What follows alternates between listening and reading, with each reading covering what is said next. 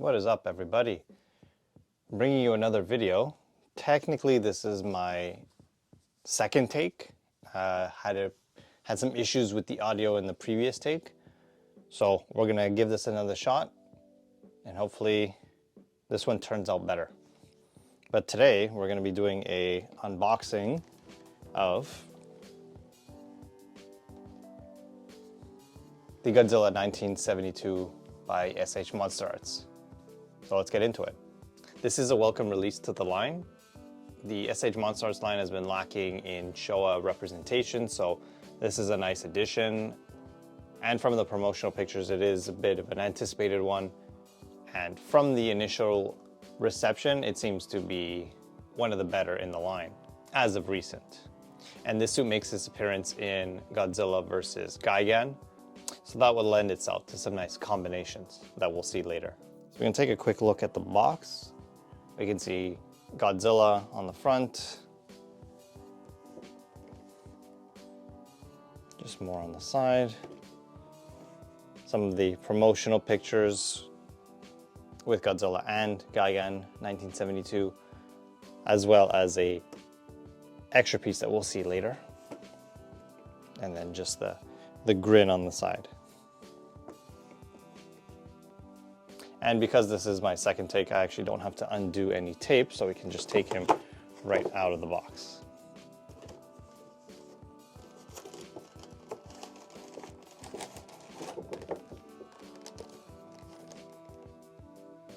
And there is no tape on the clamshell, so we can easily just pull these apart.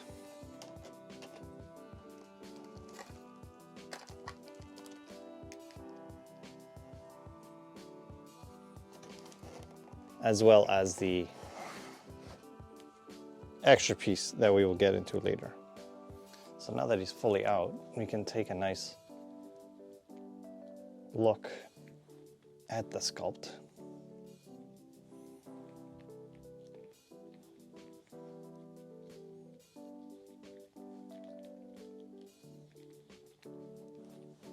Everything looks good. There's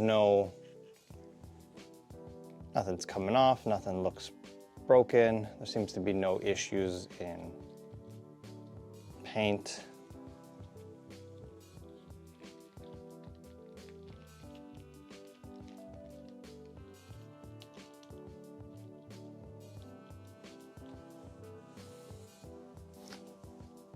So first impression, technically, this will be my second impression. In hand, he looks actually really great. He's got a really nice green coloration to him. His dorsal plates have that nice like silver metallic color. His eyes look great, nice and bulgy. Mouth looks nice. And because he's got nice big teeth, each of them is painted individually. There's no kind of transfer between. Hands look nice. Even his little toes look good as well. My only thing would be that at the base of the tail, the silver coloration for the dorsal plates just kind of ends right here. Doesn't go all the way to the top. But besides that, everything looks really good on him.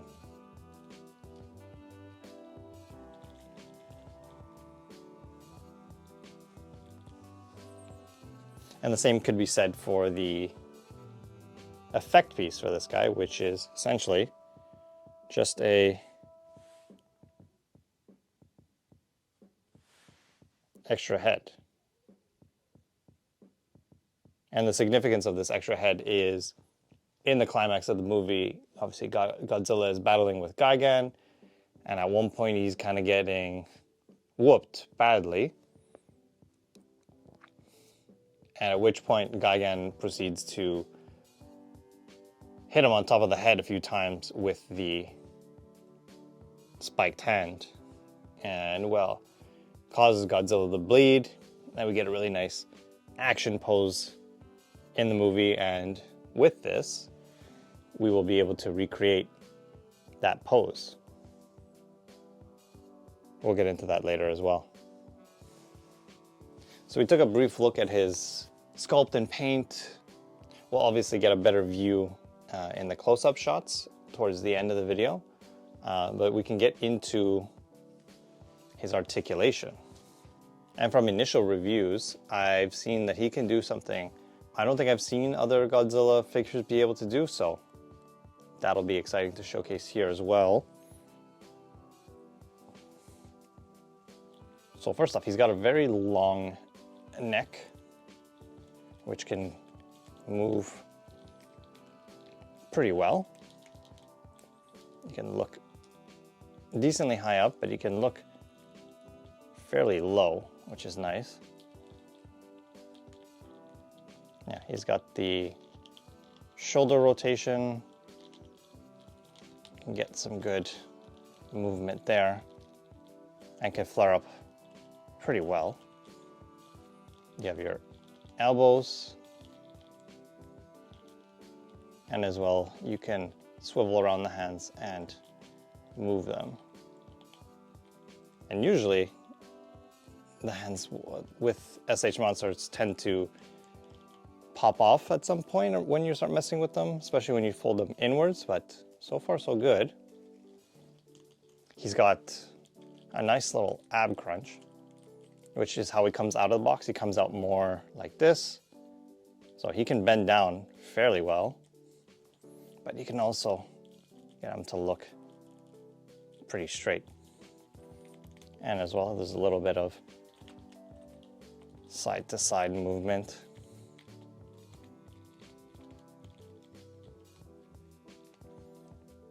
For the legs, it's got a nice sculpt to cover up what would be a very large gap.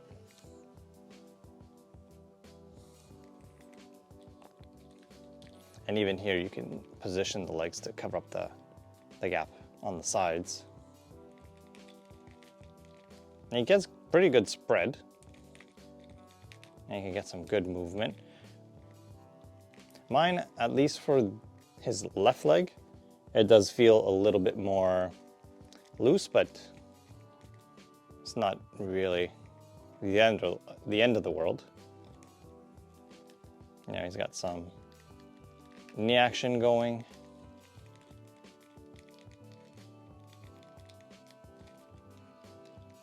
And a little bit of ankle movement.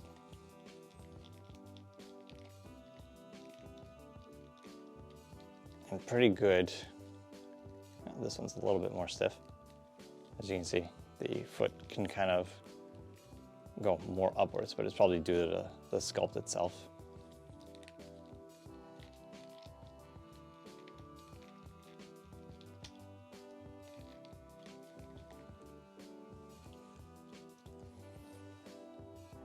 And to be honest, had I not seen this in somebody else's review, shoutouts to Steven's Toy Reviews, I would have known that there's a slight articulation in the spine or the dorsal plate right here. And technically, this one can come off. And you can see that there's a little peg in there that can move up and down. The other ones, unfortunately, do not. I think this is just for being able to move the head and being able to get the plate or the dorsal plate to aim further down, so you won't get any scratching or rubbing between the two. And then as well, he's got a really nice tail. And I find with the Showa era, because they have that shorter but chunkier tail, for some reason it tends to equate to the figure having a much better balanced tail.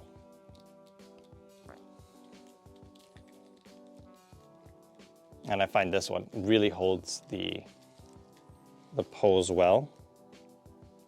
And what I had seen somebody do was basically being able to prop Godzilla up entirely on his tail.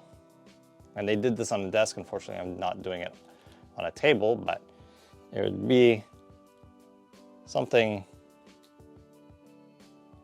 Let's see if I can get, well, something like that. And they were able to get it without, obviously, holding it like I am. But this is a demonstration that tail's pretty good on this guy. It's very, very surprising.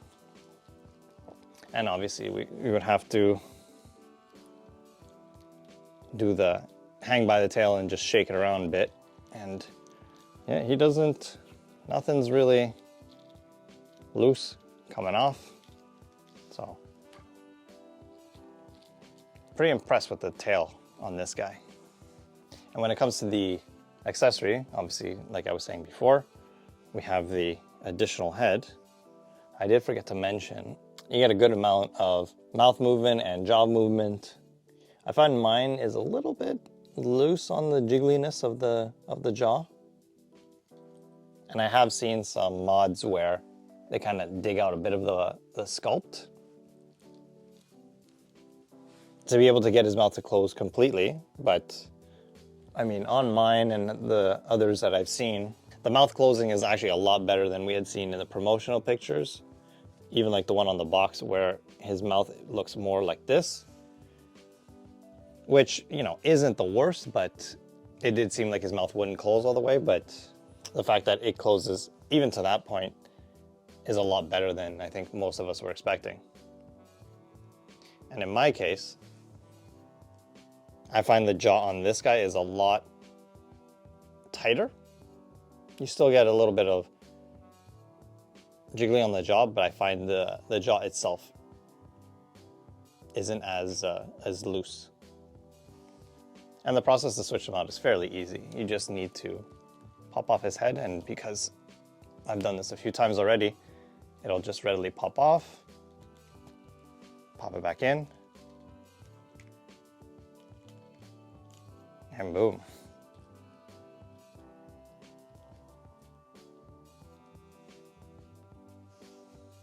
So though it's a bit of a different effect piece, it is nice that they included it.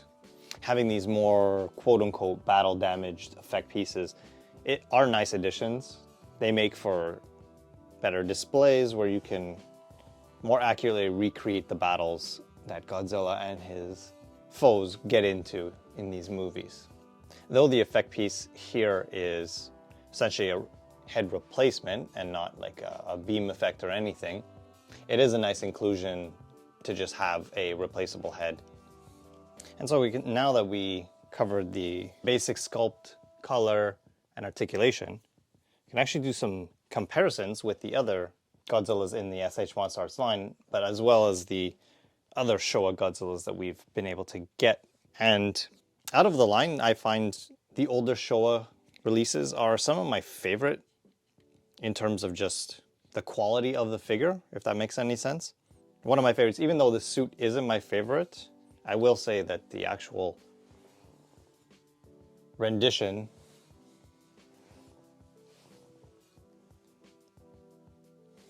of the 1962 Godzilla is just fantastic. It's also a very chunky figure and has a very similar green paint job to the 1972 that's going on right now.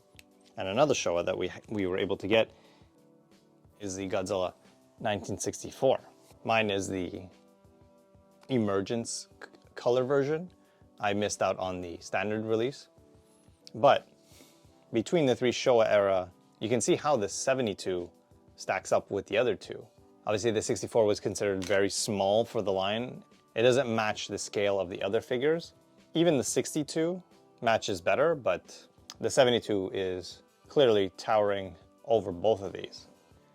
And the 62 is very much a smaller figure. At least the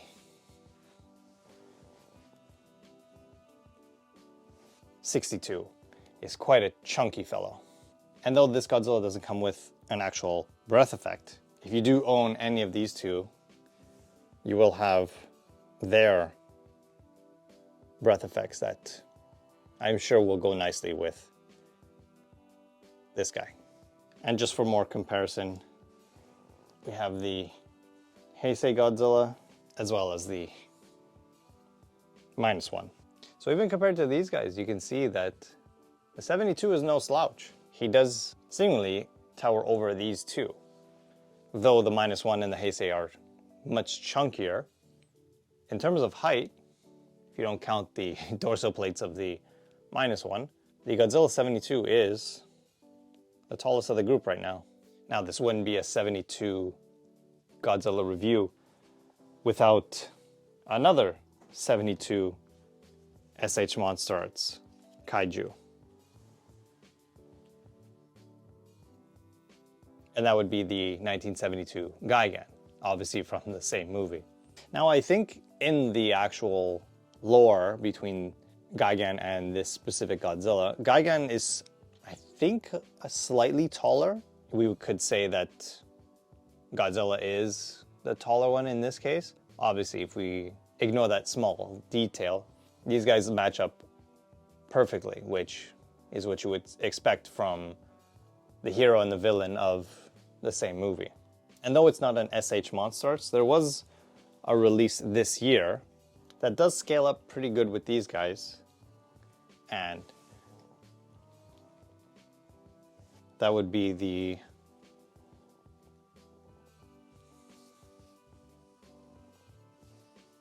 Toho Maniacs Godzilla Tower. So again, the Godzilla Tower and the 72 should be pretty much the same size, but considering the fact that there are two different companies making this, I think everything kind of scales up pretty damn well. And with these releases, we've had a plethora of awesome shots between Gigan, Godzilla, and the Godzilla Tower. So this makes for very nice display pieces, and you will be able to recreate the climax of the movie itself, which I think is pretty awesome. When I was a kid, obviously getting Godzilla movies was hard living in Canada. You would basically only have access to whatever was available at the video store, which wasn't the entire library, but one of the ones that I owned and that I would watch a lot over and over again was the Godzilla vs. Gigan movie, to the point where I still managed to have the original VHS.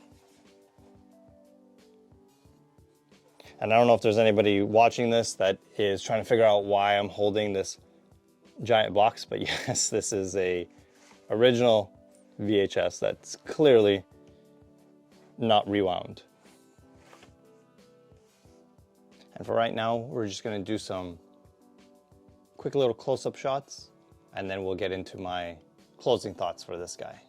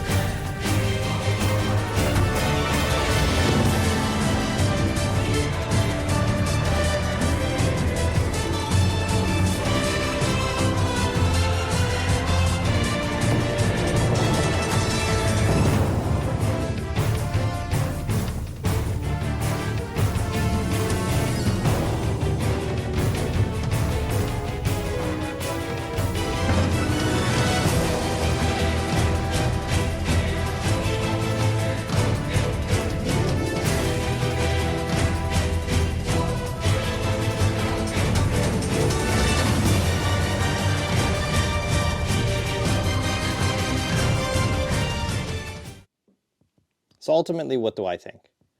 For myself, the Showa era wasn't necessarily my favorite, but like I was saying before, the nostalgia that anything Godzilla vs. Gigan related brings me is very, very strong. I remember watching this movie so much when I was a kid, so now being able to recreate shots like this with Gigan, the 1972 Godzilla, and the Godzilla Tower fills me with a lot of happiness, and it gives us the opportunity to recreate some shots from our favorite Godzilla movies.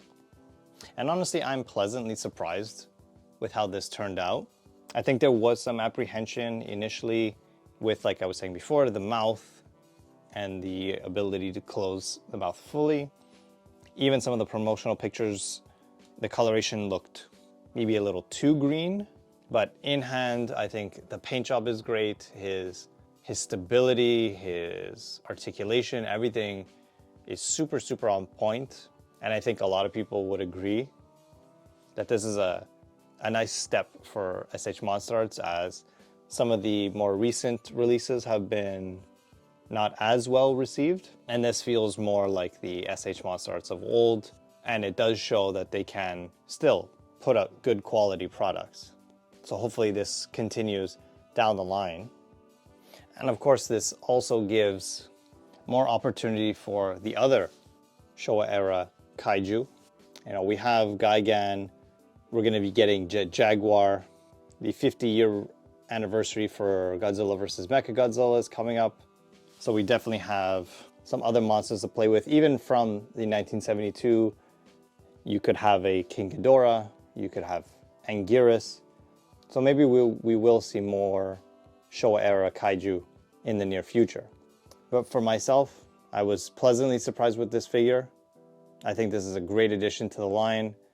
I think Bandai really nailed this one, and I look forward to more and hopefully being able to show you guys. All right, hopefully you guys enjoyed this second take, and I'll catch you on the next one. All right, take care.